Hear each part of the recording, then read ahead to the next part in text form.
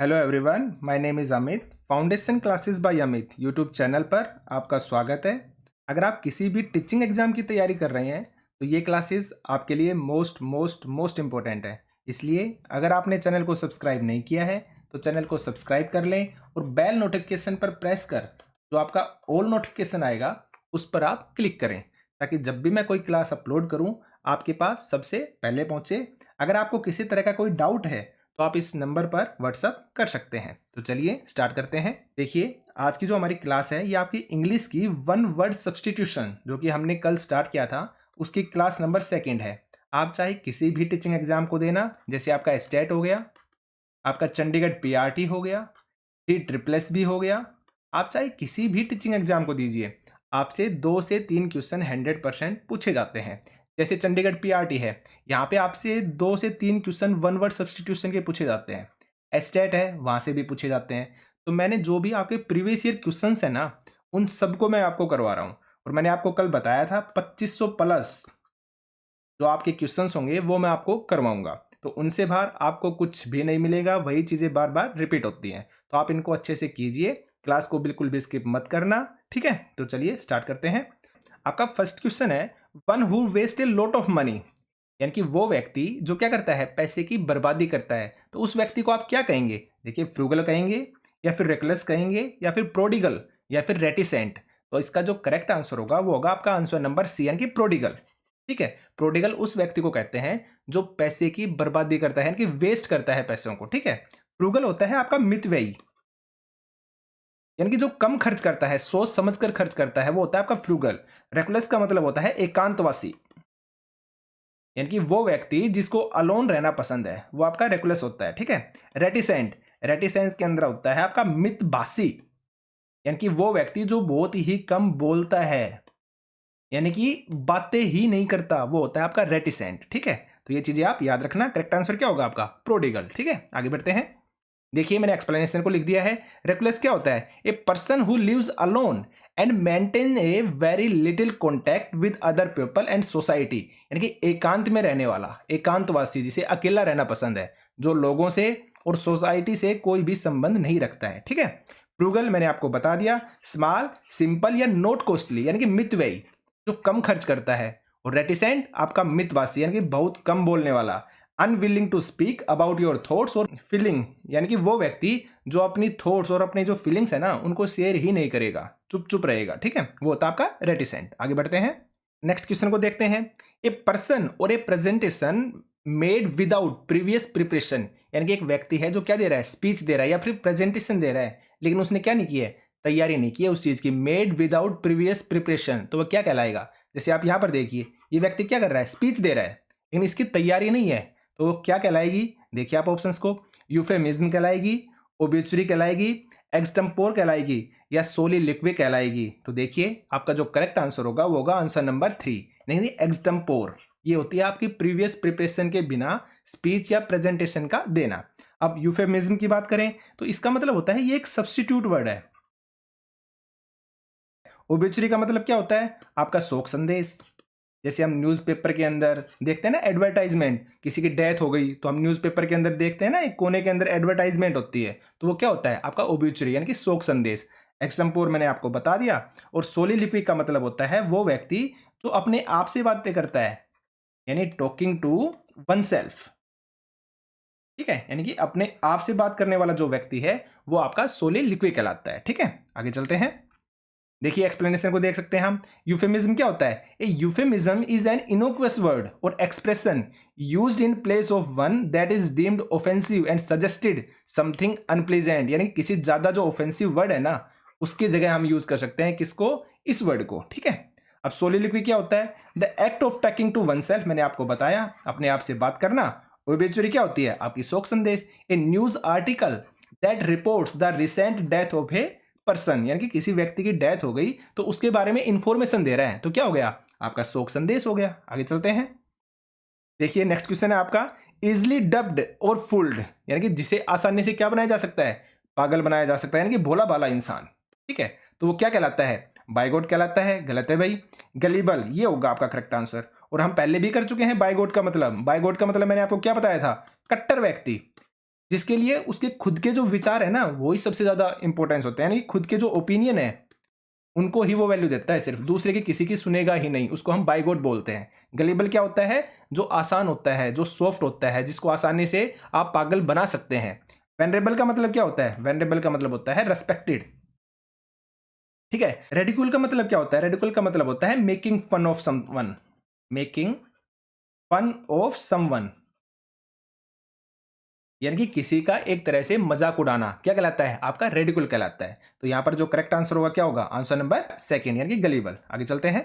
देखिए बाइगोट मैंने बताया, ऑर्थोडॉक्स अबाउट वंस बिलीफ और ओपिनियन, यानी कि हठधर्मी, कट्टर, यानी जिसके लिए उसके को खुद के ओपिनियन है ना वही सिर्फ और सिर्फ मतलब रखते हैं, बाकी चीजों से उसे कोई लेना देना नहीं होता। आप उसे कितना भी समझा लीजिए वो नहीं मानेगा, वो ऑर्थोडॉक्स है, वो जिद्दी है। ठीक है। रेडिकुल मैंने आपको बताया, to make fun of other person with the intention to humiliating, यानी किसी को आप जानबूझकर क्या कर रहे हैं? परेशान कर रहे हैं, उसका मजाक उड़ा रहे हैं। और वेनरेबल का मतलब क्या होता है? Respected person. आगे चलते हैं। Killing of one's own child, यानी कि अपने खुद के बच्चे को ही मारना। आप इमेज में देख सकते हैं, ये बच्चा है और ये क्या कर रहा है? चाकू लेकर आ रहा है इसको मारने के लिए। ठीक है। तो अपने बच्चे को ही मारना क्या कहलाता है? फोर्टिसाइड कहलाता है, इन्फेंटिसाइड कहलाता है, ल्यूपिसाइड या फिर फेलिसाइड। तो यहां पर जो आपका करेक्ट आंसर होगा आंसर नंबर डी, यानी कि फेलिसाइड कहलाता है, अपने खुद के बच्चे को मारना। ल्यूपिसाइड का मतलब होता है भेड़िए की हत्या। जो आपका वोल्फ होता है ना उसको मारना कहलाता है आपका ल्यूपिसाइड।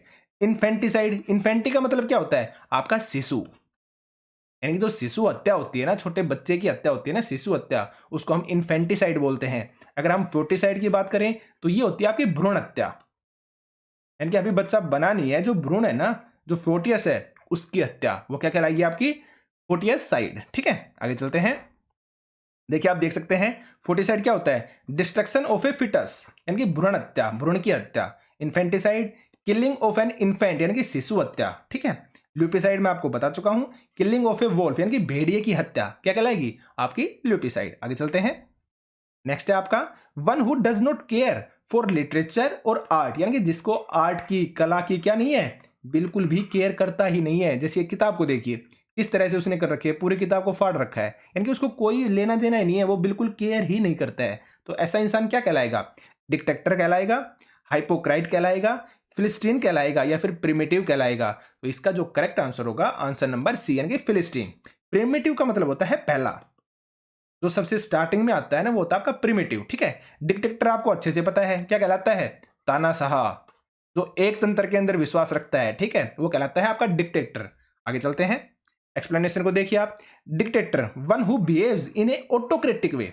ऑटोक्रेटिक का मतलब होता है एक तंत्रीय, यानी कि जो सिर्फ और सिर्फ एक सरकार है ना उसी के अंदर विश्वास रखे, वो कहलाता है ऑटोक्रेटिक। ऐसे लोग तानाशाह होते हैं। ठीक है। हाइपोक्राइट आपको अच्छे से पता है क्या कहलाता है? इंपोस्टर। हमने पहले भी पढ़ा था इंपोस्टर कल की क्लास में। क्या बताया था मैंने आपको? ढोंगी व्यक्ति। तो इसका सिनोनिम्स होगा इंपोस्टर का हाइपोक्राइट। ठीक है। प्रिमिटिव में आपको बता चुका हूं, डिनोटिंग द अर्ली स्टेज, यानी कि प्राचीन या पहला, जो सबसे स्टार्टिंग में आया था उसको दर्शाता है आपका प्रिमिटिव। तो आप पी से याद रख सकते हैं प्रिमिटिव यानी कि पहला। ठीक है। आगे बढ़ते हैं। Giving undue favours to once own kith and kin. तो किथ एंड किन का मतलब होता है आपके रिलेटिव, या फिर आप फ्रेंड्स भी बोल सकते हैं, यानी एक तरह से आप ये मानिए आपके सगे संबंधी। तो यहां पर बोला गया है giving undue favour to once own kith and kin, यानी कि जो आपके खुद के सगे संबंधी है ना, जो आपके फ्रेंड्स हैं, उनको क्या कर रहे हो आप? फेवर कर रहे हो। और अनड्यू का मतलब होता है आवश्यकता से अधिक। ठीक है, यानी कि आवश्यकता से अधिक अपने लोगों को फेवर करना क्या कहलाता है? एबलिज्म कहलाता है, मेडन कहलाता है, नेपोटिज्म कहलाता है या फिर इकोनोक्लास्ट कहलाता है। तो आप इस इमेज के अंदर देखिए ये क्या कर रही है? ये जो लेडीज है ये आगे हाथ जोड़ के खड़ी हुई है। ये आप ऐसे मान लो भी ये नौकरी मांगने के लिए आई है, लेकिन ये व्यक्ति क्या कर रहा है? ये इसको यहां से क्या कर रहा है? जाने के लिए बोल रहा है। और किसको जॉब देगा? इस व्यक्ति को जॉब देगा। तो ये क्या कर रहा है? ये फेवर कर रहा है अपने ही लोगों को। ये दोनों आपको सेम दिख रहे होंगे ना, तो आप इस तरीके से समझ सकते हैं। ठीक है। तो ये कहलाता है आपका नेपोटिज्म। क्या कहलाएगा? नेपोटिज्म, यानी कि अपने ही सगे संबंधियों का क्या करना? फेवर करना। एबिलिज्म का मतलब होता है, ये भी देखिए फेवर से ही होता है, लेकिन सक्षम लोगों का फेवर करता है इसके अंदर, यानी कि जो काबिल है ना किसी काम को करने के लिए, आप उस व्यक्ति के क्या कर रहे हो? फेवर कर रहे हो।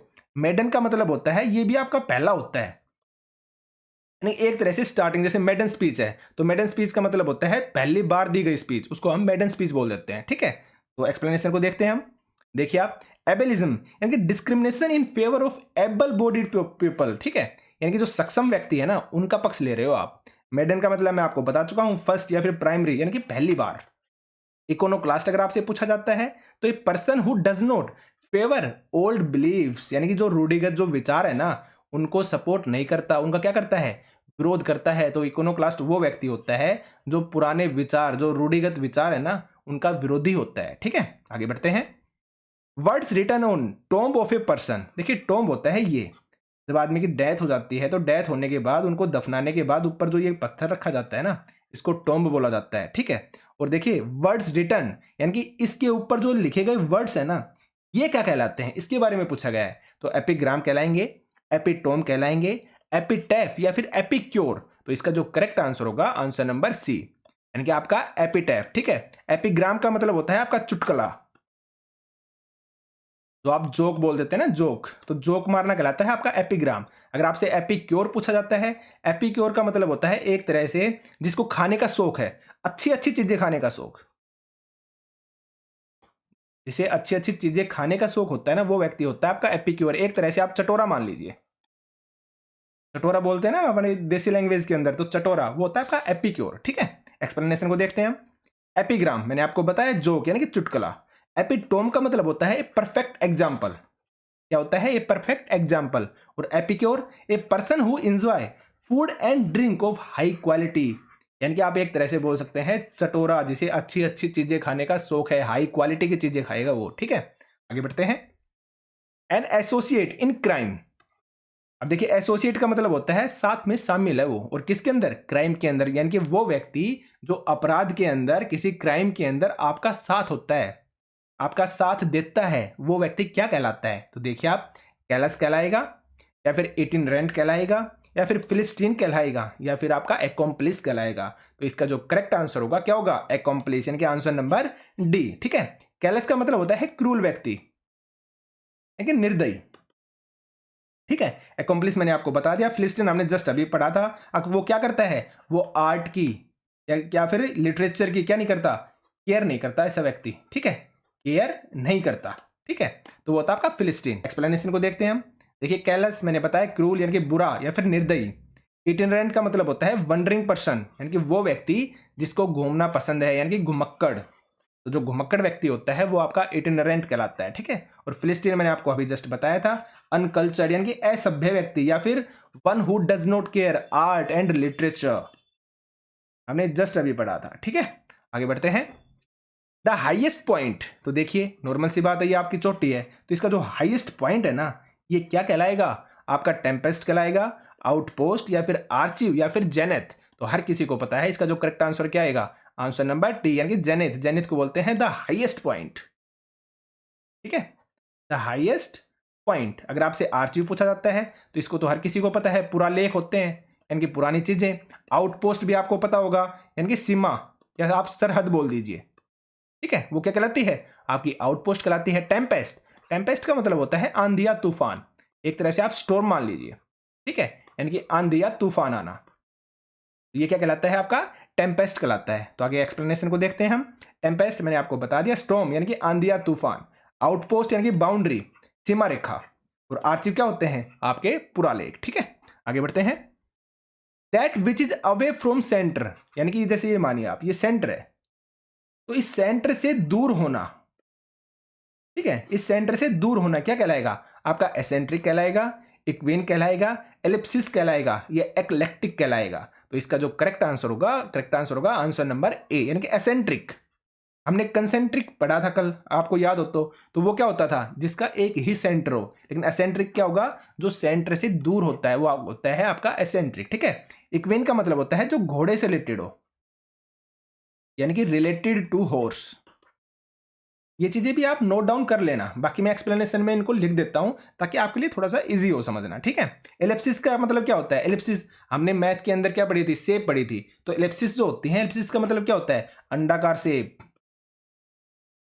जो आपकी अंडाकार शेप होती है ना उसको बोला जाता है एलिप्सिस। और एक्लेक्टिक का मतलब होता है उदार व्यक्ति, यानी कि सॉफ्ट व्यक्ति, क्या कहलाएगा, आपका एक्लेक्टिक कहलाएगा। ठीक है, एक्सप्लेनेशन को देखते हैं हम। देखिए आप, इक्वीन मैंने बताया आपको रिलेटेड टू हॉर्स यानी कि घोड़े से संबंधित। एक्लेक्टिक क्या होता है? ग्रेसियस यानी कि सॉफ्ट उदार व्यक्ति। और एलेप्सिस का मतलब क्या होता है? रिलेटेड टू एग शेप यानी कि अंडाकार, जो आपके अंडे होते हैं उनकी शेप का, आकार का। ठीक है, तो ये आपके 10 क्वेश्चंस थे, आप इनको अच्छे से कीजिए, इनसे बाहर आपको कुछ भी नहीं मिलेगा। आपको जो इतना विश्वास दिला रहा हूँ कि इनसे बाहर कुछ भी नहीं मिलेगा, तो मैं सिर्फ इसलिए ही बोल पा रहा हूँ क्योंकि मैं इन चीज़ों को बनाने के लिए बहुत ज़्यादा मेहनत करता हूँ। ठीक है, तो हम जितने भी प्रीवियस ईयर अब तक आए हैं ना, हम उन सबको कवर कर लेंगे। ठीक है, तो इसलिए अगर आप चैनल पर न्यू हैं तो चैनल को सब्सक्राइब कर लेना, आप वीडियो को लाइक कीजिए, शेयर कीजिए और कमेंट सेक्शन में कमेंट करके बताया कीजिए कि आपको क्लासेस कैसे लग रही हैं। ठीक है, तो आज के सेशन में सिर्फ इतना ही था। Thank you.